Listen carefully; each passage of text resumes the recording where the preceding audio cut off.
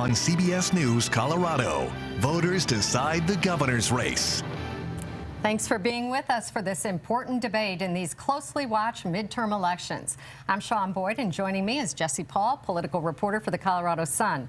Democratic Governor Jared Polis is running for re-election against Republican challenger and CU Regent Heidi Ganahl. Let's get right to opening statements. And Regent Ganahl, you won the coin toss and elected to go second. So, Governor Polis, you have 1 minute. Thank you. I'm Jared Polis. I'm running to be your governor to get things done. When I first ran for governor 4 years ago, we talked about making preschool and kindergarten free for every child in our state. We got it done. Full-day kindergarten, preschool starts next year. We talked about the goal of 100% renewable energy for our state, energy independence, saving consumers money by 2040. We now have locked in 80% by 2030. We're reducing taxes and fees for everyday Coloradans. We did the largest property tax cut in the history of our state for 2023 and 2024. We know that we have more work to do, but I'm a candidate who not only talks about things and getting it right, but has a track record of actually getting things done to improve the quality of life for every Coloradan. I love this state. Put simply, Colorado is the best state to live, to work, to raise a family, and to retire. And with your help, it would be the honor of my life to be able to serve for another 4 years to make our state an even more amazing place. Thank you. Regent Ganahl? Well, I'm honored to be here tonight. I love this state. I am so proud and excited to be a voice for all of Colorado and to be the first mom in the governor's mansion. I'm an entrepreneur, a CEO, and a survivor. I made it through a tough time when my first husband died in a plane crash when I was just 27. And I came back to build Camp Bow Wow, the country's largest pet care franchise, from scratch and saw it through the Great Recession. Now I want to fix Colorado. I'm proud of my record. I'm an outsider, a problem solver, not a politician. And what our record is says a lot about us. So that being said, we're going to talk about Jared's record in his first term.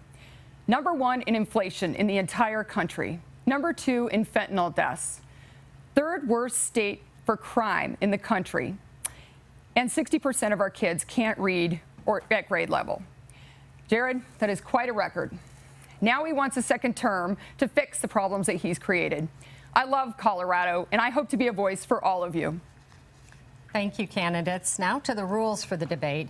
You each will have 1 minute to answer questions and 30 seconds for follow-ups. Rebuttals will be at our discretion. We want to let our viewers know the candidates were not provided with questions ahead of time. Let's start with the top issue for voters, the economy. The latest numbers from the Bureau of Labor Statistics show food prices here are up 12%, energy 7%, and we are the 5th most expensive state to buy a house. Governor Polis, the actions you've taken provide temporary relief, delaying the gas fee, for example, which you put in place, even advancing Tabor refunds and lowering property taxes. What do you do when that relief runs out and added costs like paid family leave, bag fees, the gas fee kick in just a few months? And you have 1 minute. Look, one of the biggest challenges that the country faces is inflation. Supply chain issues, monetary policy. It's, of course, not just affecting the United States, but affecting much of the world as well. What can we do here in Colorado? We can have a governor that does what's right for Colorado, and that means acting to reduce fees and costs. Whether it's the biggest property tax cut in the history of our state, we delivered on making sure that nobody over 65 pays any state tax on your Social Security income.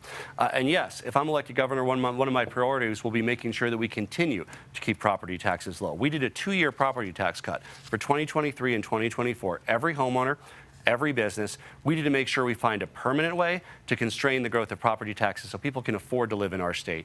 We're going to lean into more affordable housing close to where jobs are. As we build out our state, we want to make sure that the dream of homeownership is achievable for every Colorado family. Our economy depends on it, and our quality of life depends on it. Thank you, Governor.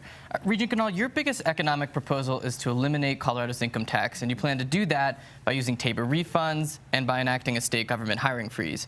But what do you do in years when there's not a Tabor surplus, which could happen soon, given that we're facing down a recession? And would your hiring and freeze include the Colorado State Patrol and Colorado Department of Corrections, which are already pretty understaffed? Well, inflation came out today at 16% since Joe Biden took office here in Colorado. We are #1 in the country. That is not a good ranking to have. It's costing Coloradans an extra $1,000 a month to live and work and raise a family here, or almost $12,000 a year. So I have a very Ambitious idea, but it's doable. The Independence Institute came out last week and said the numbers will work. We're going to take Colorado to zero income tax over 8 years. We're going to put more money back into the people of Colorado's pockets by changing the way we receive Tabor refunds so that they're income tax reductions, permanent ones. We're going to change fees back to taxes with voters' approval, which is what they are. They take more money out of your pocket. We're going to bring new business and industry here to Colorado. We're going to do a hiring freeze, not on state patrol. Public safety is my #1 priority, and the first dollar I will spend as governor is cleaning up the crime tsunami that has been put in place over the last 4 years and have the backs of law enforcement. We can do this. We'll go over 8 years. I'm excited to take us to zero income tax like many of the most successful states in the country. Thank you. I will point out that the CPI in Colorado is about 8%. The number that you cite is from a Republican U.S. Senate. It's a partisan study that came out. Onto the Independence Institute that found your proposal feasible. They also, point out that there'd be huge political hurdles that you would have to cross, including, for instance, getting voters to sign off on converting fees into taxes. Voters have not approved taxes in Colorado maybe once or twice in the past 30 years. So how do you plan on convincing voters to convert these fees into taxes? Well, I don't think the voters will be the problem. It'll be politicians like Jared Polis who want to keep the government large, want to keep more of our money. He's grown the size of government by almost 25% since he got into office. He's added 4,000 new full-time employees and 85 new taxes and fees. I would like to do what we can to reduce the size of government by about 10% a year in my first term, and also reduce taxes and fees, take us to zero income tax, and put more money back into the people's pockets of Colorado. Thank you. Thank you. Governor Polis, you say you want to replace income tax with a tax on pollution, a carbon tax. You also want the state to be all renewable by 2040. So if we have no pollution to tax, where does that money come from? And will you give us a timeline to make that change? 30 seconds, please. So look, my opponent's intentions are great, and I agree. We should decrease, try to abolish the income tax in Colorado, at least reduce it. It's on the ballot this year, and I support that. But she's a math problem. Her tax plan would reduce the dedicated funding for the state patrol by 50%. It would gut our schools of funding, and it would force local property taxes and sales taxes up. That's not what we need. We need real relief for Colorado residents. I'm going to continue to work with Republicans and Democrats. We've delivered on 2 tax cuts to the income tax, one because of a Tabor refund mechanism that I support, the other one at the ballot box, and we have the chance to do that again this November. Thank you, Governor. So, you say that Regent Ganal has a math problem. You have a bit of a pollution problem if all this pollution goes away by 2040 like you want it to. So how would you pay for Well, first of all, pollution going away is a great outcome. That's why I fundamentally say we should tax pollution rather than income. Income's a good thing. Encourage growth. Have companies put their money back into growing. Let people hold on to their hard-earned money. Tax pollution instead. And yes, when you're talking about 10 years, 20 years, you have to figure out where the revenue is going to come from. What we think we can make progress on is cutting the income tax more and discouraging activities that pollute our air and detract from our quality of life in Colorado. So you're talking about getting rid of the income tax over a period of 20, 30 years, right? No, I think what is coming out of this discussion, Sean, is while we want to work on reducing the income tax at revenue neutral, by the way, not making government bigger, not making government smaller. What matters is government is more efficient, that it does the right things, not bigger, not smaller, but the right government doing the right things, supporting our schools, supporting public safety. And yes, as pollution decreases in 10 or 20 years, you might need to look at other ways to offset the elimination or reduction of the income tax. Got it. Thank you. Thank you. Regent Ganal, property taxes are going up by double digits. The legislature slowed the increase for 2 years this year. But I wonder how you address high property taxes without hurting local governments that rely on funding in the future. 30 seconds, please. Well, yes, I think inflation is key to this. We've got to do what we can to control inflation. And right now it's out of control in Colorado. It's becoming unaffordable to live here, to raise a family, to work, and run a business. And so what I'd like to do is reduce the size of government as far as property taxes and housing. We need to incentivize innovation and more options. There are some really neat things happening on the housing front that we can implement here in Colorado. And we've got to relieve small business owners of taxes and fees and regulations, as well as the people who are trying to just, live their lives here and pay for housing. It's just become unaffordable. Thank you. Governor Polis, same question to you. Legislature slowed the increase for 2 years. How do you address high property taxes without hurting local governments in the future? Yeah, first of all, nobody should ever be priced out of where they live just because there's been appreciation in their home. My opponent's plan would force local government to raise property taxes for both businesses and individuals. My plan is to build on the 2-year property tax rate reduction that we achieved to provide a permanent mechanism to help keep property taxes low. Colorado has the 48th lowest property taxes in the entire country. If I'm reelected as governor, we'll keep it that way. Thank you. You know, one of my roles as a political reporter at CBS 4 is to fact-check political ads. My reality check segments this year included ads that feature each of you. I'm going to play clips from those ads now, provide you with my analysis, and then give you 45 seconds to respond. We'll start with an ad by you, Governor Polis. As governor, Jared Polis has reduced taxes and fees for small businesses, homeowners, drivers, farmers and ranchers, on Social Security, restaurants like mine, bars like mine, hikers, and more. So, Governor, most of the savings you cite are paid for by reducing tax refunds under the Taxpayer Bill of Rights and preventing or delaying tax increases, not reducing taxes and fees. In fact, the state budget has grown by 25% since you took office. So, knowing what you know now about the economy, are there fees that you regret enacting? And again, we have 45 seconds. So it's important that people of Colorado know the state government grows at the rate of inflation plus population growth. That's the Tabor formula. That's the law. I did watch your analysis last night, Sean, and what it showed is that there were additional fee cuts and savings to Coloradans. Not the full $800 million, as you cited. Part of that was offset by use of the surplus dollars, but there was several $100 million in legitimate additional fee reductions, cost reductions, including largest property tax cut in Colorado history, including additional refund mechanisms like the 6-tier sales tax refund mechanism next year, which is under law, and the reduction in the income tax, and also making it $1 to start a business, something hopefully Heidi and I can agree on, encouraging entrepreneurship in the great state of Colorado rather than $75, $100. Let's save those small business owners money, reducing the cost of a park pass, and over 100 other ways that we pass to save people money. Thank you, Governor, and thank you for watching CBS 4. Regent Ganal, a Democratic PAC has been airing an attack ad about you for several weeks now. I'd like to play a clip from that ad now and ask you about a specific claim that I gave a reality check. What does Heidi Ganal mean when she says she is the MAGA candidate Colorado has been waiting for? It means she chose an election denier as her running mate. So, Regent Ganal, you say you are not an election denier, but as I said in my reality check, you set yourself up for this claim by sidestepping the question initially in the primary, choosing a running mate who once was an election denier, and then by calling yourself a MAGA candidate. So why should Coloradans think that you don't embrace election conspiracy theories?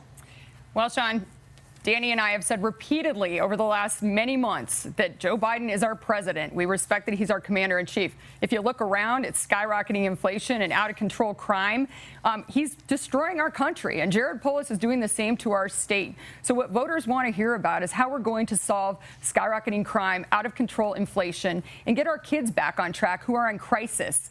We have one of the highest teen suicide rates in the country and one of the highest rates of drug addiction for kids in the country.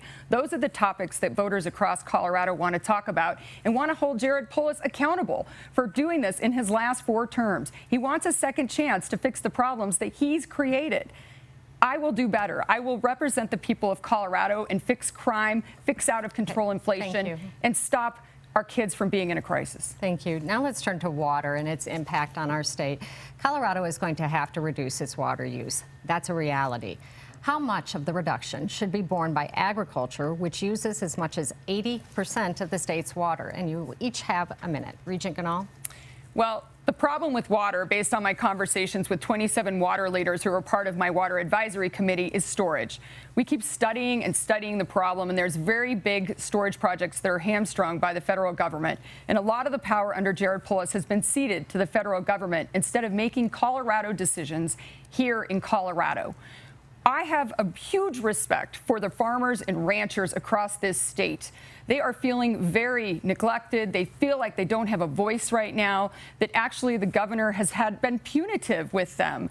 And so I want to be a voice for the farmers, the ranchers, the producers of our ag industry, the second largest industry in Colorado, and make sure that they have the water they need, they have the rights that they need, and they aren't disrespected by a leader of our state. Same question for Polis. Governor Polis?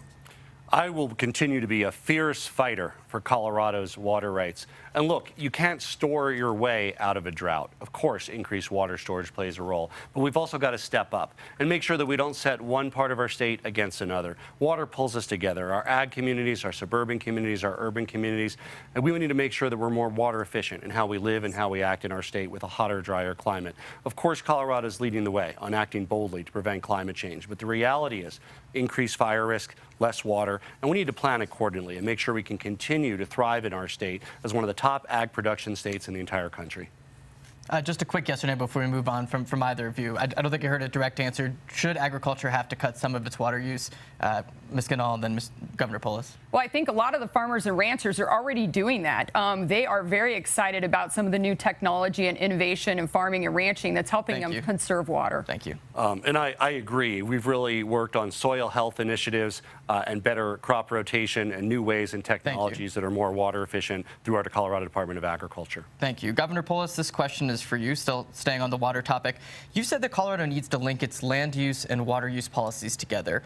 Does that mean a state growth limit? And wouldn't that make the cost of housing increase even more in Colorado? You have 30 seconds. I have 30 seconds. That's one we need an hour on, and we need to have a really long and detailed discussion on, because it's very important for the future of Colorado. But again, the short answer is, for too long, we've had a housing policy that's been detached from our traffic increases, from our water, from our air quality. We need to tie this together. We need more affordable housing to own and to rent close to where jobs are, so people have shorter commutes, less traffic on our roads, more water efficiency, and a better quality of life for Coloradans. So, Regent Ganal, your water plan does prioritize storage, which you talked about, but doesn't conservation have an important role too? So how do you reduce Colorado's water usage while still allowing more development to address affordable housing? And you have 30 seconds. Right, and absolutely. We can innovate. We can provide incentives for developers and farmers and ranchers to find creative new technology to do farming and ranching better and build houses more efficiently. But right now, a fourth of the cost of new housing in Colorado is regulatory. So again, the governor has grown the size of government by a tremendous amount, added lots of red tape, regulations, and fees. And if we can reduce that, relax that a little bit, and let local municipalities actually grow, I think we can solve this housing problem. We can put people in houses who are just really struggling right now to afford rent or a mortgage. Thank you. Before we move on from this section, in 15 seconds, what is one original idea that hasn't been tried in Colorado to address affordable housing? Governor Polis, you're first. We're leaning into modular and prefab homes, new technology rather than construction on site, high quality, costing 30–40% less. This is part of the overall solution, but it really shows how Colorado, a leader in innovation, will also help be one of the leaders in innovation that helps reduce the cost of housing. Thank you. And Regent Ganal? Well, again, here, Polis is the problem. He's added tremendous amounts of regulations, fees, and taxes and made it much more expensive to build housing here in Colorado. But an innovation that I like is co-housing, community housing, the ability to build communities where you have a common kitchen, you have a common living room, and then you have bedrooms where you can sleep. Thank you. If I can just have a follow-up on that, I want to ask my opponent if she can identify anything that the state has added to the cost of housing. I think we can both agree there's local government policies that add costs. We want to find a way around them. But what has the state done besides reduce property taxes and reduce the cost of housing? Well, actually, Jared, I lived in Superior in Rock Creek for many years, and a lot of my friends lost their homes in the Marshall Fire, and they have not been able to rebuild because of your onerous Green New Deal policies. It's gone too far, too fast, almost doubled the cost to build a new house, and insurance is not covering that. And certainly the Boulder Community Foundation and some of the others that collected money, they're not seeing it. They're not able to rebuild their houses right now. It's terrible. And you had a chance to stop the use tax, and you didn't. So they're paying 3% more to buy the materials. And those are all permitted through Boulder County. Again, there's nothing. The state has only done things to reduce the cost of new building construction. The state use tax. Cost, which we've eliminated the sales and use tax from tens of thousands of small businesses. If I'm reelected, we'd like to eliminate it. We will get to wildfire, and we're going to get to that question a little bit later. You know, crime is also a major concern for voters. And Governor Polis, you have signed off on 3 major criminal justice bills that the legislature has then had to revise or rethink because they appear to have gotten it wrong on penalties. One made fentanyl possession a misdemeanor, another made auto thefts less than $2,000 a misdemeanor, and a third allowed felons like insurrectionists and drug dealers to possess firearms. Have Democrats been too overzealous, let's say, in their criminal justice reforms in recent years?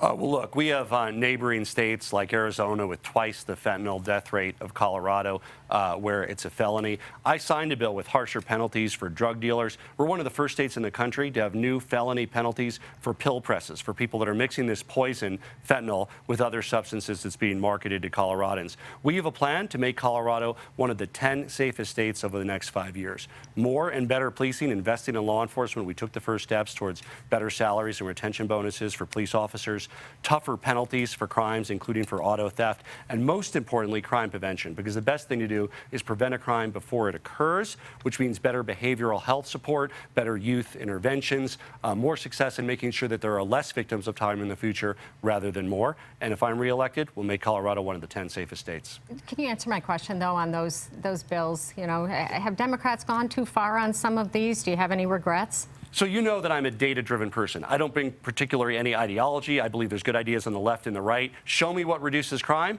and we're going to work to get it done. So if there's ideas that need to be tweaked, that need to be improved, you can absolutely count on my support as governor to help make Colorado safer.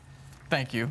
Regent Ganal, you blame the rise on crime in Colorado in part on policies passed by Democrats in the legislature and signed into law by the governor in recent years, but you haven't provided many specifics on your ideas. In 1 minute, what are 3 specific changes you would make to state law to address crime? Well, first, I would replace the parole board. I would replace the heads of Department of Corrections, Public Safety, and the Department of Justice. I would roll back decriminalizing fentanyl. Let's make felony a felony. It's a felony to have fentanyl. It's killing our kids. We are #2 in death rate across the country for fentanyl deaths right now in Colorado. It's out of control. The more time I spend with law enforcement, the more they talk about the frustration that Jared Polis created when he made us a sanctuary state. They can't coordinate with ICE agents to stop the flow on our southern border into our state. And now that it's not a felony, it's just been a terrible, terrible thing for them to deal with. We've also got to make sure that we have the backs of law enforcement. And like opposed to what he said, he's not telling the truth about what I'm going to do with the budget. Public safety will be my #1 priority. I will make sure that law enforcement is fully funded, including the State Patrol, and they are able to do their job again. We have the 4th highest recidivism rate in the country. That means repeat offenders are doing most of the crime, which is one of the reasons we are #1 in auto theft in the entire country. Thank you. Thank you. Governor Polis, you talk a lot about jobs and behavioral health as tools to address crime. Does increasing criminal penalties, though, have any role, and if so, for which crimes? 30 seconds, please. Yeah, look, this should not be a political, conservative, liberal discussion. It should be a data-driven discussion. I live in the real world. You show me that a penalty here increases safety and decreases crime, we're for it. If it makes us less safe, I'm against it. I think people know that when you're dealing with people that have an alcohol or drug problem, there needs to be a route to addiction recovery and substance treatment abuse. For some, a night in jail might scare them straight and help. For others, time in jail might connect them to criminals and make them part of a criminal network. So we want to do what reduces crime. Good ideas from conservatives, liberals, the left, the right. I have a brain trust of DAs and law enforcement that we talk with regularly, because it should really be the experts who advance ideas to help make it safer. Regent Ganal, the State Patrol is funded with gas tax dollars, and you've promised to cut that gas tax in half. So how do you do that without cutting funding for State Patrol and still accomplishing your transportation plan, which we hope to get to later? Yes, well, Jared Polis didn't submit the science to the EPA, which is a simple report that other governors have always done. And so now we're going to go to California standards next year because of his aggressive approach to the Green New Deal that he is partnering with Joe Biden on. So it's going to cost us 30 to 50 cents more a gallon for gas starting next year because he didn't want to submit the science. So let's start by just putting the science in and reducing the gas tax that he's putting into place by 30 to 50 cents. Well, look, I mean, her answer to every question is Jared Polis, Jared Polis. I think what we need to do is deliver more funding for law enforcement, not cut the funding for the State Patrol in half. We increased the budget for the Colorado Bureau of Investigations, and we also are sending grants out to local police and sheriffs. #1 in auto theft. #1 in auto theft in the country. #2 in fentanyl deaths under your watch. Well, look, crime first of all, is out of control in again, Colorado. I live in a reality-based world. We're number 20. We're number 26 in fentanyl deaths. Look, we have the citation to show it. That is not West Virginia's #1. Our bordering states, Arizona, New Mexico, they're higher. Well, exactly. That's why you shouldn't be going around misleading people that we're the top. It's tragic enough. To anybody who lost his life, this is a tragedy.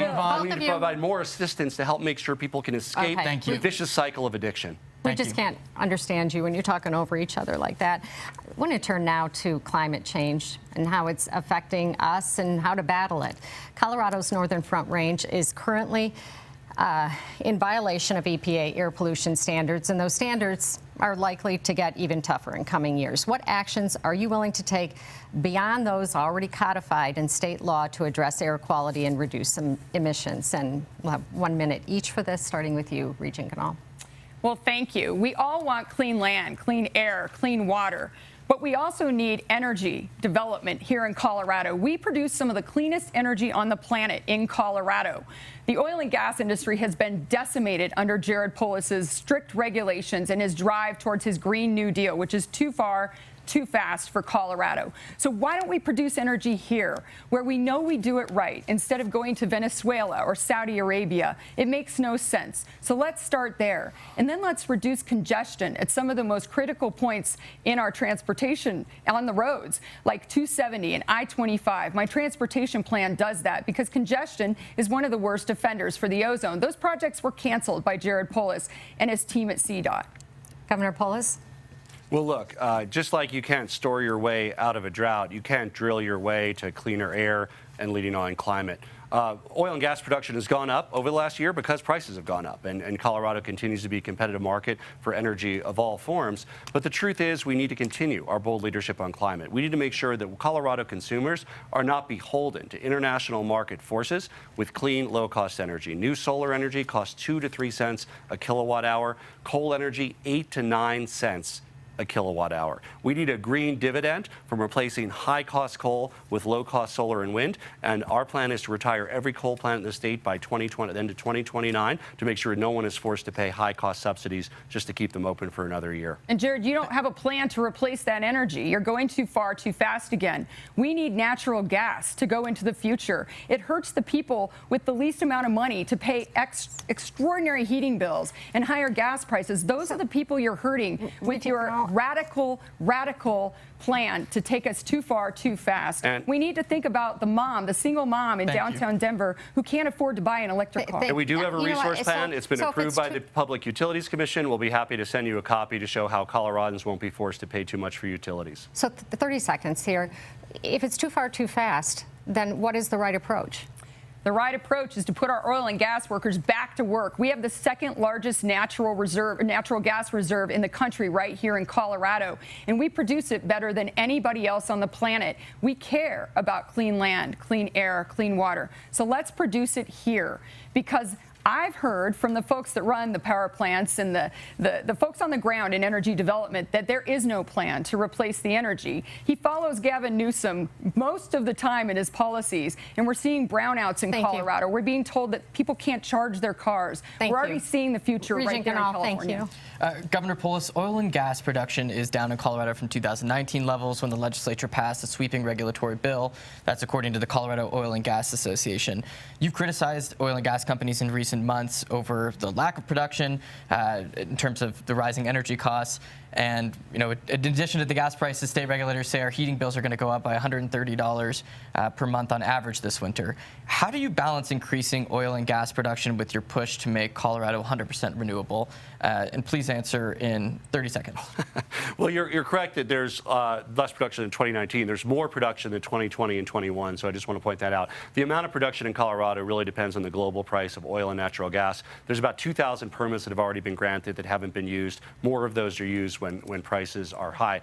Our goal is simple. I'll always do what's right for Colorado, and I will act to save people money. And yes, depending on natural gas is very costly to Coloradans. Look at what happened in the Texas storm 2 years ago. Because Coloradan utilities relied on natural gas, consumers across our state, Colorado Springs Utility, Xcel, were left holding the hook to the tune of hundreds of dollars each. We need to remove that liability that's hanging over the head of Colorado consumers. Thank you, Governor. I have a follow-up question for you. The EPA is on track to force Colorado to sell reformulated gas in the Denver area to drive down pollution. The EPA says it will cost an additional 3 cents per gallon. You oppose that requirement, but is 3 cents too much for cleaner air? In 30 seconds here. If it led to cleaner air, the problem is this is an outdated requirement from the Clean Air Act decades ago. We have much better ways to clean our air that don't increase the cost of a gallon of gas, which is the last thing we should do right now. But Jared, so we're all you had to investing do in was clean submit air. the science. We had a clean air package that invests in helping school districts convert to electric school buses so they have more money to pay teachers more and reduce class size. And we're going to tackle this challenge head on, and we look forward to taking on the federal government or working with them to avoid any surcharges that affect Colorado consumers. Now, Governor Polis and Regent Ganal, we're going to give you a chance to ask each other a question. Regent Ganal, you want a coin toss to choose the order and elected to go second. So, Governor Polis, you get to ask the first question. Look, running for governor is an audition of the kind of governor that you'll be. How can the people of Colorado be confident that you'll be a fact-based governor when you've promoted a pattern of conspiracy theories, whether it was Dennis Prager, who's anti-vaccine and giving him a platform, whether it's talking about litter boxes or cats in our schools, That's not true. or whether it's choosing a running mate who said that the last election was the big steal. How can the people of Colorado have confidence that you'll be a reality-based governor? Because I'm a mom. I listen to the people of Colorado. I'm a small business owner. I'm actually on the ground. Jared, you know, I'm a mom. I know what a spoiled brat acts like, and you are a spoiled brat when it comes to people having issues in Colorado that want to talk to you about them on the ground, whether they're farmers or ranchers or moms or dads. There are a lot of parents that are really upset about the shutdowns. You shut down schools and sports and churches and kept pot shops open. I am a mom on a mission to make this state great again for our children, and I will do everything I can to make sure our kids can read again, to make sure our kids aren't committing suicide, that they are not in a mental health crisis, and they're not addicted to drugs. That is my mission as a governor. I care deeply about the children of Colorado, and I will always put them first as a priority, and I will always listen to parents' concerns. Okay, Regent Ganal, your question for Governor Polis. So, Jared, I want you to look in the camera, and I want you to apologize or say sorry to the many, many parents who have lost their children to fentanyl, like Mickey, who you didn't at the last debate. Her daughter Hannah died of fentanyl poisoning, and I've met hundreds of other parents who have lost their kids as well. And they say that you bear responsibility for decriminalizing fentanyl, making this a sanctuary state, and creating an environment where it's just it's a poison. It's just a mass problem. So I want you to apologize or say sorry to the parents and take responsibility for signing that bill. Well, first, my heart goes out to Mickey. I've sat with many families who have lost family members to fentanyl and other drugs. And I wish that there was an easy solution. The solution's complicated. We work with Republicans and Democrats to add criminal penalties for fentanyl dealers, for pill presses, to get testing strips that can identify fentanyl in the field earlier, and of course, very importantly, to make sure that the resources are there for drug and alcohol addiction treatment. Like many Coloradans, I've had extended family members who've had issues with drug and alcohol. They got the help they needed, and they're better today. I want to make sure that every Coloradan has that opportunity, and we punish those who are selling poison in our streets and lock them in our prisons for a long time so they don't kill any additional people. All right, we're going to move along here. We're coming up on the first year anniversary of the Marshall Fire, the most destructive wildfire in Colorado history. Recovery has been left almost entirely to local governments, and debris removal alone took 7 months. While the legislature passed a bill to help homeowners, none of that money, not a dime, has been dispersed because the rules are so restrictive. California has centralized disaster recovery at the state level. Is it time Colorado did the same? You'll each have a minute. Regent Ganal, you're first. It's terrible what's happened to the victims of the Marshall fires. And again, they're some of my dearest friends. I lived in Rock Creek for many years, and they are just not able to rebuild right now. It's been so frustrating for them because of the heavy regulations, the lack of resources. They're not getting the help that they said they were going to give. Jared and the government said they were going to give. So a lot of them are having to move out. And it goes to a bigger issue of listening to the people of Colorado, being a governor for the people, making sure that when people are in crisis, as our kids are, or making sure that when small businesses are hurting, we don't shut them down, we don't take their freedoms away, we don't quarantine them, we don't keep kids out of school. It's just a matter of listening to the people of Colorado, and I believe governors should be the lead listener. We should be out in the field, spending time with parents, spending time with farmers and ranchers, and really understanding the problems that we're facing. And I've had a chance to do that over the last, 6 years as a regent, statewide elected, and again on the campaign trail. Thank you. Governor Polis, same question to you. Should we have that statewide, centralized disaster recovery center? The short answer to your question, Sean, is yes. The state needs to step up with the increased frequency and severity of weather-related events, fire, floods. We need to establish, and we're working to do this, a resiliency office that can provide on-the-ground assistance immediately. Up our bar on fire response. We've added a state Firehawk helicopter, additional lease capacities, new technology coming online, investing in fire risk mitigation. That means taking down trees and fuel around communities and around homes, and making sure that we coordinate the response better for the new reality that Coloradans face with the increased risk. Thank you. Insurance companies are abandoning California homeowners due to expensive wildfires there, and many homeowners worry that Colorado could be next. Should we have a state insurance fund, an insurer of last resort, for those who can't get insurance? You'll have 30 seconds for this answer, and Governor Polis, you're first. Not sold on that yet. We need to look at it. The key issue is reducing risk. Insurance is a cost-plus model. They look at risk, they add their margin. We need to reduce risk. And there's proven technologies to do that, whether it's simply in taking down trees and brush around your home, construction materials, especially in the wildland-urban interface near open areas.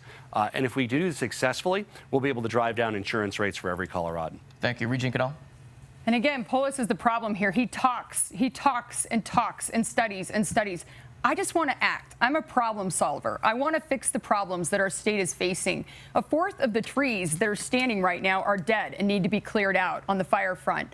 But in regards to people who are hurting right now, small businesses, parents, we need to take care of them, no matter what it takes. We need to listen to them, hear what their issues are, and have compassion and figure out how to solve their problems. And right now, Colorado is in a bad place, especially when they're paying $12,000 more a year to live. Thank you. Regent Goodall, can I follow up, though? Do you believe that Colorado should move toward having a state insurance fund to provide that backstop for homeowners? I'll look at it. If it helps people heal and get back on track and helps people that don't have other resources, then yes, that's absolutely an option, but I would need to look into it a bit more. Thank you. Okay. Rocky Mountain Insurance Information Association estimates the Marshall Fire will cost at least $2 billion. What role should the state play in making sure homeowners insurance remains affordable? Should insurers have to get approval for rate increases like they do for health insurance? And we'll have 30 seconds on this. Regent Goodall. Well, I don't think getting the government involved in forcing, restrictions or mandates is the right solution. I think what we've got to do is make sure that people have access to resources from communities and charities and churches. And we can do this in another way. We can use the free market. I never believe mandating or restricting or putting onerous requirements on situations like that is the best way to do it. So I think the best option is to, A, make it affordable to live here again by reducing inflation, and B, giving people resources that they need to rebuild. Thank you. Governor Polis. Well, if I'm elected, I'll work to hold insurers accountable. Look, you need to make sure that whatever goes on behind that screen has full disclosure, make sure that they're not taking money away from your premiums to pay for other priorities in other states.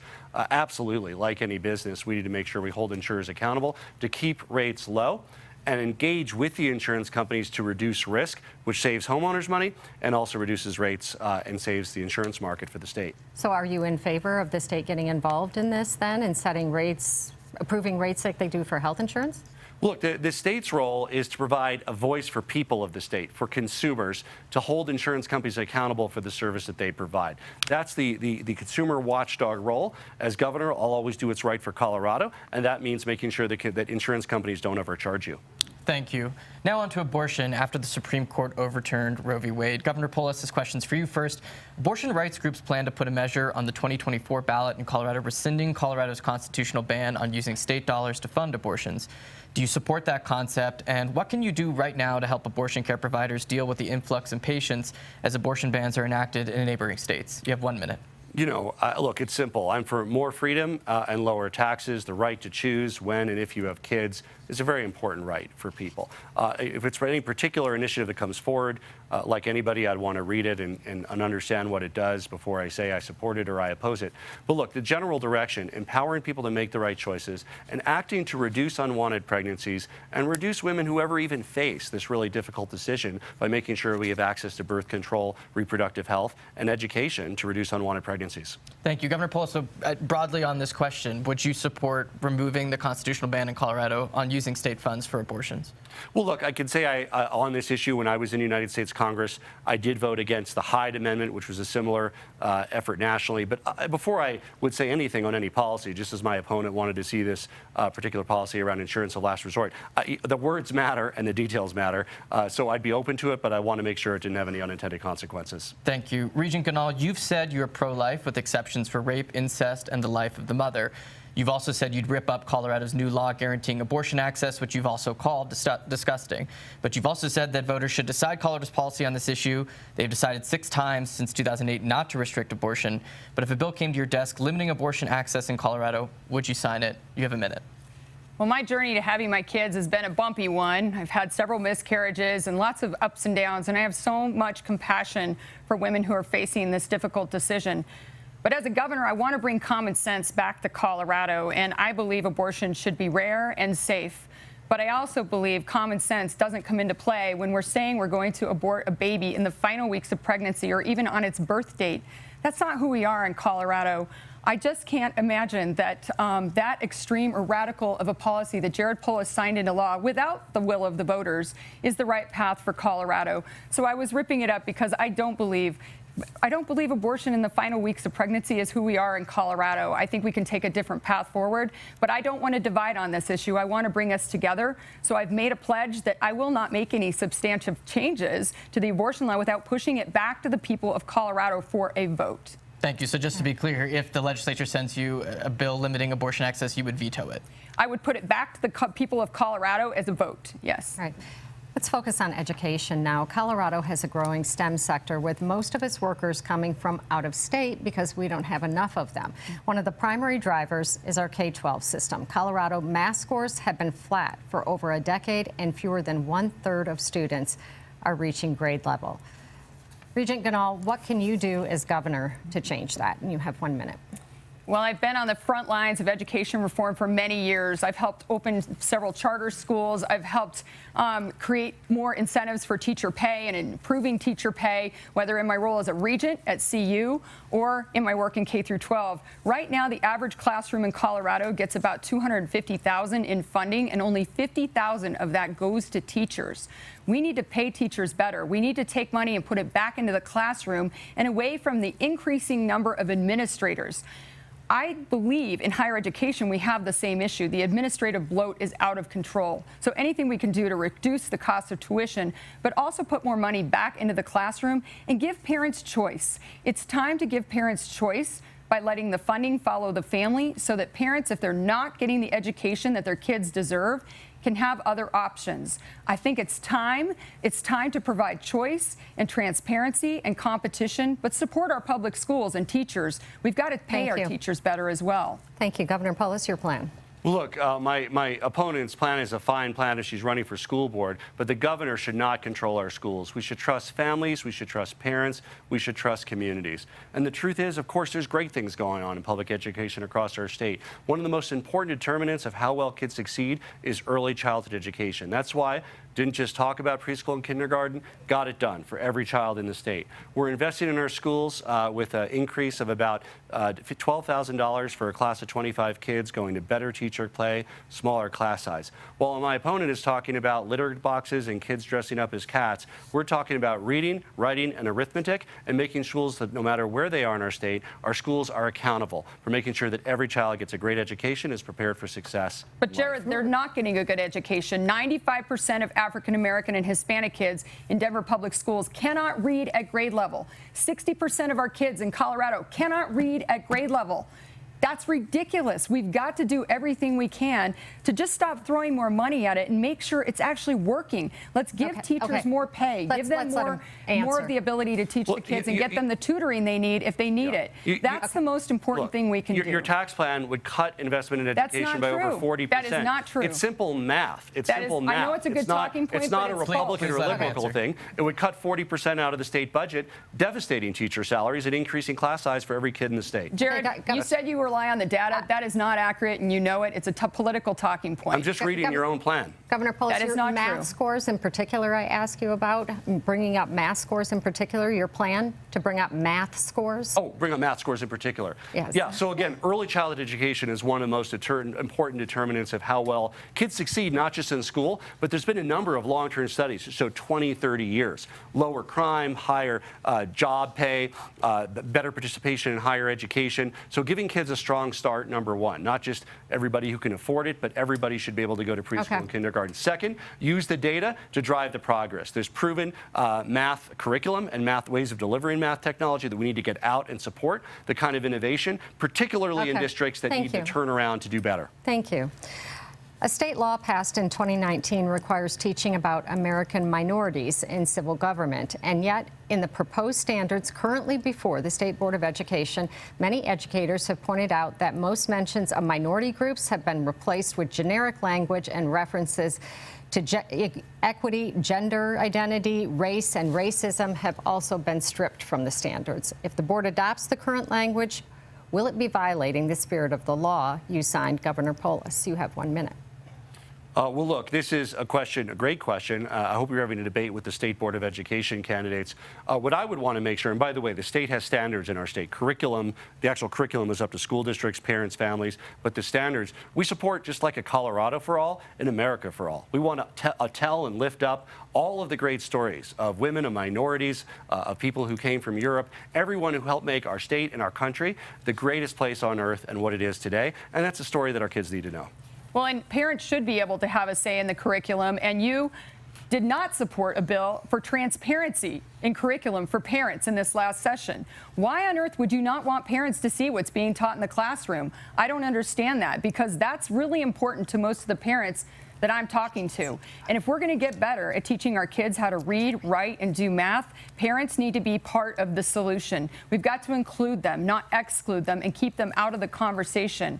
I don't understand why you wouldn't want transparency in curriculum for parents so that they can see and feel comfortable and support changes in curriculum. Look, in our state, parents and communities control the schools through our elected school boards. I support that. I don't support a gubernatorial takeover of our schools like my opponent is articulating. I think these discussions are best had with the teachers, the principal, and your local school board, because we live in a state that has local control of our schools, and I support that. So you don't support parents having transparency in curriculum? You don't want them to see what's being taught? I support more transparency, and we have that in Colorado. Then why didn't you support that bill? Well, first of all, I think I would have. I did. It was a fine bill. Support the bill. It was fine. It never reached me, Heidi. I mean, it was a fine bill. I support any direction towards more transparency, because parents deserve to know what their kids are being taught. We're going to move on to transportation now. Governor Polis, Colorado is spending millions to improve its transit systems, but the state's roads remain in a state of disrepair. CDOT's 10-year transportation plan includes just 2 highway widening projects, I-25 North and I-70 at Floyd Hill. Why not fix the state's roads before focusing so much time and money on public transit? After all, buses will have to travel those same roads. We're running out of time, so we're going to keep this to 30 seconds. Well, look, Colorado infrastructure, our roads, is going to get better because we have a national bipartisan infrastructure package and a state bipartisan infrastructure package, $5 billion over 10 years. You look at the Highway 70 underpass project, that was $1.2 billion. So you'd be stripping money away from suburbs and from rural Colorado. We've paved over 600 miles of rural roads. To invest in 1 or 2 marquee projects, we want to align our limited investment that we have with the ability to invest to maximum reductions in traffic. We look at the data, we make the hard decisions, we save you time and money. Thank you. Regent Ganal, your transportation plan hinges on voters converting fees into taxes, but voters have turned down 2 transportation funding ballot measures in 2018. Given the economy now, why would they say yes, and what's Plan B if they don't say yes? Because voters are sick and tired of politicians like Jared Polis saying they're going to fix the roads and not do it. So my proposal takes it back to the people of Colorado and make sure that all the dollars go to specific projects that will actually fix the roads, that make a difference, make it easier to live, work, and raise a family in Colorado. It's the same fees and taxes that Jared Polis already put through, which was a boondoggle, a $5 billion tax increase, when only a third of the money goes to fixing the roads. In fact, they just slashed the budget to do rural pavement projects. That is not okay. That's not how we're going to move forward and fix our darn roads finally. And in 15 seconds, as we're running out of time here, please answer the question, what would you do if voters don't approve converting those fees into taxes? I believe they will once they know the truth about how these taxes and fees were slid through without clarity and understanding of what that money was going to be used for. It's not to fix the roads. Okay, now we're going to ask you a set of questions that we'd like you to answer in 15 seconds or less. All right, so both of you have said you would release your tax returns if your opponent does so. If we set a date and time, we're looking at Monday at noon. We'll provide a virtual link. For you. Will you commit to simultaneously sharing your 2021 tax returns? Governor Polis, you're first. Look, I've released several years of tax returns. There's been others that have reported on. I'll be happy to discuss with my opponent what additional releases are necessary. Regent Goodall? We don't have to discuss it. I'm happy to. All right, there we go. Monday, noon, we'll provide the link. I'll be there. So if you're governor in January, would you push to have the legislature refund use taxes, you brought this up, Regent Goodall, on wildfire rebuilds, not just the Marshall Fire, but all wildfires going forward? Regent Goodall? Absolutely. Governor Polis? Yes. Sorry. Yes, absolutely. Supported it last time. Why didn't you do it right now? Like, you could have done it for the Marshall Fire victims. Maybe you should run for state senate or state house. We could use more allies over there. Jared, you could have pushed to have that use tax relieved on the Marshall Fire victims, and you didn't. I supported it. You did not. Absolutely. We need you in the state legislature. All right, I have other questions here. How will you be voting on Proposition 122, which would decriminalize the possession and use of so-called magic mushrooms? Governor Polis? Like most Colorado voters, I'll be reading the Blue Book and making our decision, discussing it around our kitchen table. I haven't looked at that Haven't decided it yet. Regent Goodall? So we have one of the top addiction rates for kids in the country right now. And I know Jared Polis is very tight with the pot industry, and it's legal. I respect the voters of Colorado, but we've got to do everything we can to protect our kids right now. And I don't believe legalizing more drugs is the right path for our children. Okay. Would you rename Mount Evans? And if so, what? Regent Goodall? I haven't thought much about that. I'd have to study it. Governor Polis? I haven't either. I think that's being looked at, and obviously you want to make sure there's a lot of local buy-in in anything you do, but I haven't looked at that yet. Now, a specific question for each of you. Regent Goodall, would you use state resources, as Florida Governor Ron DeSantis did, to transport migrants from the U.S.-Mexico border to predominantly Democratic cities or states? Well, I appreciate the attention it brought to the border crisis at the southern border of our country, but also the southern border of Colorado, because Jared Polis made us a sanctuary state after saying we would not be one in his debate with Walker, which has allowed fentanyl to flow across our border from the southern border of the United States. So I would have to understand specifically why they did that or what the intent was, but we've got to create attention on what's the problem, and that's fentanyl flowing across our border. Okay, Governor Polis, you lowered the sentence of the truck driver who crashed into traffic on I-70, causing a fiery crash that killed 4 people, cutting it from 110 years down to 10. Did Kim Kardashian call you to ask for that leniency? Well, this was a simple decision. 110 years was bizarre, unusual, completely outrageous. Millions of people agreed. But more importantly, we just looked at the data and said, look, this kind of crime, normally there's a 5-10-year sentence. We made sure we reduced it. But did she call you? Did she call you, or did she you publicly issued tweets, and she but again, look, I'm a governor who does what's right for Colorado, not what's right for Kim Kardashian. All right. We've got to get to closing statements. Governor Polis, you lost the coin toss for openings and have elected to go second. So Regent Goodall, 1 minute. Thank you. So Colorado, Polis's policies are destroying our economy here. 16% inflation. It's costing you $1,000 more a month to live here.